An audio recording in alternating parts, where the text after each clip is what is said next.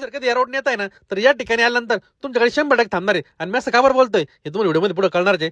सकाळ सकाळी मस्त आवरलं होतं आणि मारुतीकडे आलो होतो. गरम गरम भजे घेतले आणि पार्सल घेऊन घरी मस्त खाल्ले होते. आणि आज आपण शेवगाव चाललो होतो आणि वाटेमध्ये आपला दळलेला ट्रक पण दिसला. आता कालच ऍक्सिडेंट झाला भावांनो, रोज ऍक्सिडेंट आहे. आणि त्यानंतर आपण आलो होतो कुठं, चितेगावला. आता भावाचा बर्थडे आणि बर्थडे निमित्त पार्टी पण होती. मग काय मस्त पैकी सगळ्या मित्रांसोबत जेवण वगैरे करून घेतलं. आणि आज मी चितेगावला मुक्काम थांबलो होतो आणि सकाळी मस्त पैकी आवरून आपण निघालो डायरेक्ट आपला काळा घोडा घेऊन शेवगावच्या दिशेने आलो होतो. आणि ही नदी पार केली आणि डायरेक्ट आपण आलो कुठं, शेवगावमध्ये छोटू वडापावला. आणि तिथून आपल्याला आधीच आपल्या भाच्यांचा कॉल आला होता की येताना मला वडापाव घेऊन ये. त्याला वडापाव पार्सल घेतलं आणि घरी आलो. आता वडापाव खाल्ल्यानंतर हा भाऊ मस्त की आंघोळ करून आला होता. टीव्ही झाला थांबा पिक्चर आणि खूप वेळ झाला आर्यन बसत नव्हता आणि घर पण लय शांतच होतं. म्हणलं हा भाऊ गेला तरी कुठं, आणि त्याला बघत बघत मी या रूम मध्ये आलो.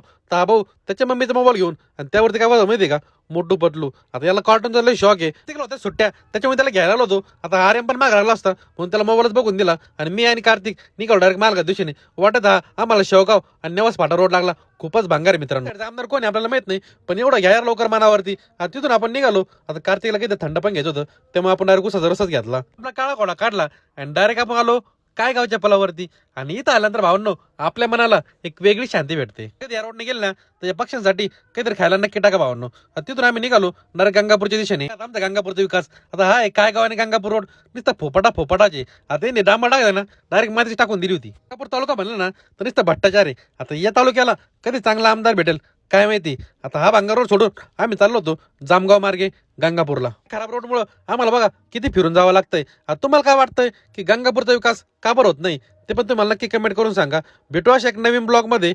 तोपर्यंत सर्वांना जय महाराष्ट्र.